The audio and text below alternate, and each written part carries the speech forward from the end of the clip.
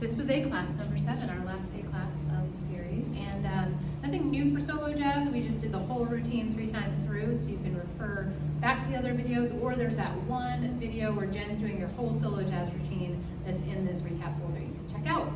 And then we did some things. The new thing that we did tonight was Send out. Thank you. Send out. Blank look.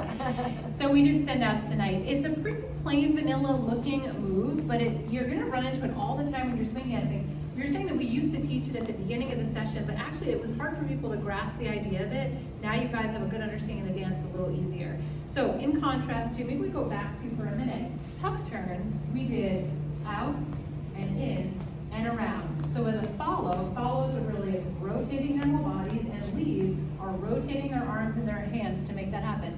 By contrast, the send out is a straight back and a release, and then a straight back and coming in the way you came.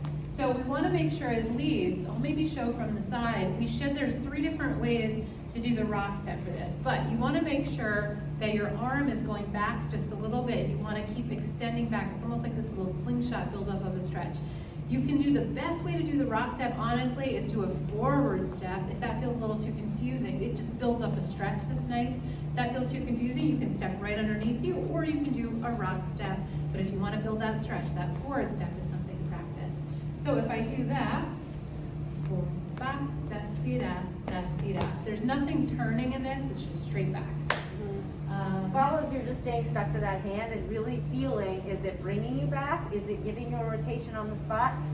Making sure if you get that tuck turn, that you stay stuck to the hand right on the spot until it sends you out. So not adding any direction until it's given to you. Yeah, we had follows practice like on their own, doing a rock step, triple step of the tuck turn without moving off a square, because so many follows were kind of jumping ahead on that tuck turn. Those are the biggest things. Then we just went through and we recapped and reviewed what you guys did the whole session and tried to integrate and put it all together, including that 6 count with the single step, the quick, slow, which you can add into a little bit faster music. That's going to be super handy if you come to some of the dances like this Thursday night. When the music gets faster, that's a good one to have. That was it. Yeah, the last thing we talked about was putting some dancing in your dancing. Oh, so yeah. just like actually listening to the music and having fun with your partner, and not being quite so robotic. Like, we're learning stuff right now, so you might be just kind of trying to get the steps and everything, but then once you get it and you're starting to feel it, listen to the music and try to actually dance with your partner. That's right. It's great. Sounds obvious, but I think it's also easier. Sometimes in class it's a little hard because you're learning a new thing, but especially if you come to some of our Thursday dances, you might loosen up a little bit and find that you're actually dancing a little bit more. So great job this session, you guys. We hope we see you in January, but happy holidays to you, and thanks so much for coming out. Bye guys, thank you.